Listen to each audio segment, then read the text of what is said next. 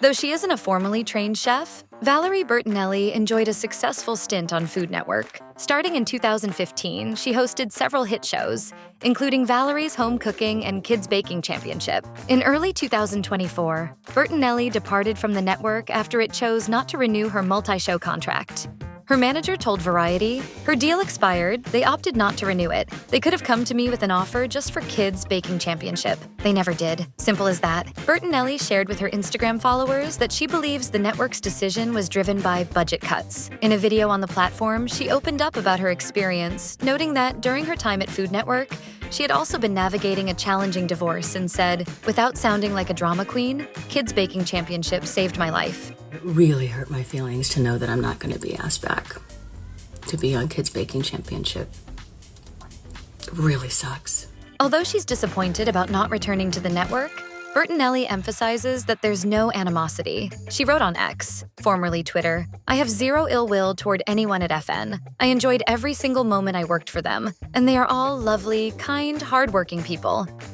Rachael Ray has long been one of the faces most closely associated with Food Network. She got her start with 30-minute meals in 2001, which paved the way for her syndicated talk show, Rachael Ray, running from 2006 until 2023. When the show wrapped, speculation swirled that she might sign a major deal to return to the network, but that didn't happen. Instead, Ray launched her own production company, Free Food Studios, in 2023 alongside several collaborators. The move appears to have been motivated by a desire for creative freedom beyond what Food Network could provide. Speaking to Salon, she explained, "Food Network has a terrific formula, but they have a formula. I want a little more freedom to be in charge of the actual content rather than just hosting something. I don't want to host anything. I just want to make shows." For years, Paula Deen was practically synonymous with the Food Network. Through Paula's Home Cooking, she introduced viewers to rich Southern-style dishes that felt like a warm welcome into her kitchen. Then everything unraveled. In 2013, during a legal deposition, Deen acknowledged that she had, of course, used the N-word. That revelation alone caused major backlash, but it didn't stop there. She also admitted she had once thought about employing an all-black waitstaff for her brother's wedding to match an antebellum plantation theme. Following these openly racist disclosures, the Food Network announced in June 2013 that it would not renew her contract. Deen later resurfaced with a new platform at Fox. With her long-running series Giada at Home, which aired for 12 years, and frequent appearances as a host on hits like Food Network star, Giada De Laurentiis had become a core figure at the network. That's why it surprised many fans when, in 2023, she revealed she was stepping away from Food Network. Famous for her polished Italian-inspired cooking, De Laurentiis said she felt ready for a new chapter. Since then, she's rolled out her own pasta brand and online marketplace, Giadzy, and secured a multi-year agreement with Amazon Studios for her show, Giada in My Kitchen. Despite her exit, De Laurentiis and the Food Network parted ways amicably. And following her departure, the network shared a statement with People, saying, "Food Network will always be proud of the beautiful content we have created together, and our table will always have an open seat for Giada." Emeril Lagasse, the larger-than-life chef famous for shouting "BAM!", played a major role in shaping the Food Network into what it became. He first appeared on the channel in 1993, later debuting his hugely successful program Emeril Live, which ran from 1997 through 2007. When the show ended, it was still pulling strong numbers, leaving both fans and insiders confused about why the network would pull the plug. The explanation came down to a change in direction. Food Network was moving away from traditional how-to cooking programs and putting its focus on competitive formats instead. After Lagasse stepped away, a network executive explained the decision to the New York Times, saying, "All good things come to an end, and it was time to do something new." Following his exit from the Food Network, Lagasse explored other television projects, but in recent years, he's largely retreated from public view. His flagship New Orleans restaurant, Emeril's, has been operating for more than 3 decades, and he continues to play an active role behind the scenes.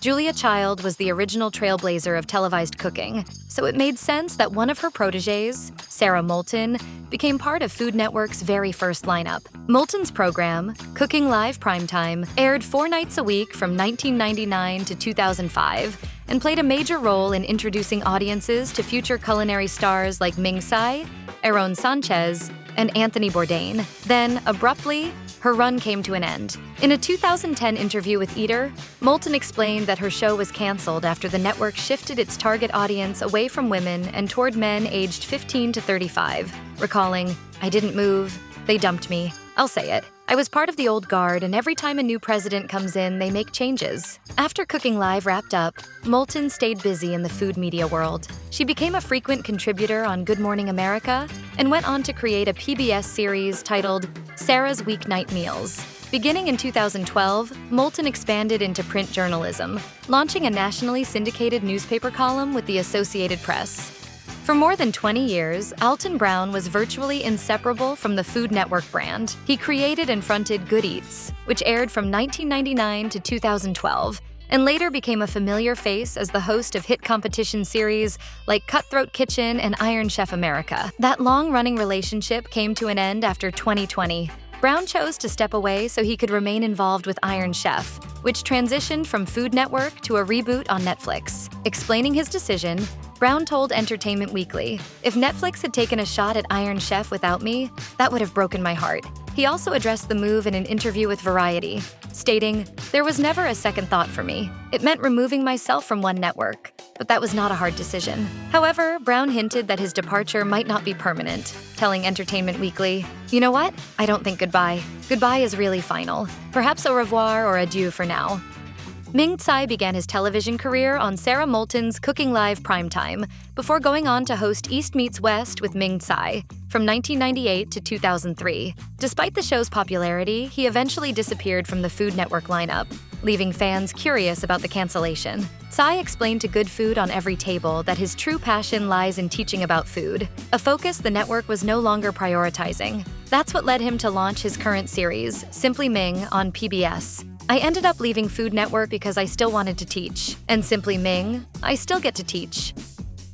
Although Aarón Sánchez never had a solo show on Food Network, he was a familiar face for years, especially as a judge on Chopped, where he showcased his expertise in Latin American cuisine. He's stepped back from the network to focus on projects that truly excite him. Sánchez has remained prominent on TV, including as a judge on Fox's MasterChef, a role he left in 2024. His latest endeavor, though, comes from a collaboration between Warner Bros. Discovery US Hispanic, Group M, and Cocina Media. In El Toque de Aarón, he visits Latino-owned restaurants across Los Angeles, helping them thrive, from refining menus to revamping interiors and rebranding. In an exclusive chat with Mashed, Sánchez explained, "It's all about inspiration and support." And I think that's really what makes it very different and unique. Pat and Gina Neely became household names with their show Down Home with the Neelys, a Food Network favorite that aired for 6 years from 2008 to 2014. Known for their expertise in barbecue, the duo delighted viewers with recipes straight from their kitchen. In September 2014, however, the Neelys announced their divorce, which brought the show to a close and marked their exit from the network.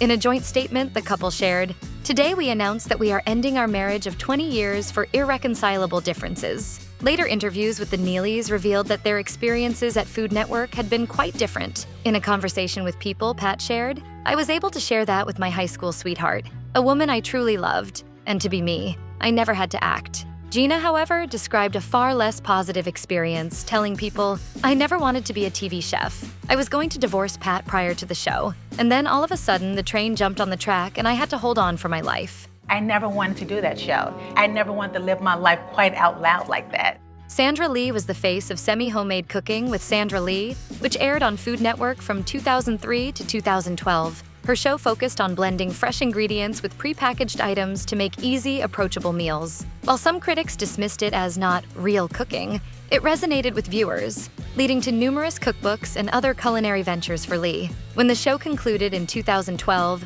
Lee stepped away from Food Network. At the time, she was dating New York's Governor Andrew Cuomo, and the decision to leave the spotlight was largely driven by her new role as First Lady of New York. Wanting to dedicate herself to philanthropic efforts, Lee told the New York Post, "I'm going to use the relationships I have and focus more on what I'm generating into the state of New York." Since leaving the network, Lee has faced several major life events. In 2015, she was diagnosed with breast cancer and underwent a double mastectomy. She ended her relationship with Cuomo in 2019 and has since begun a new relationship with Ben Youssef.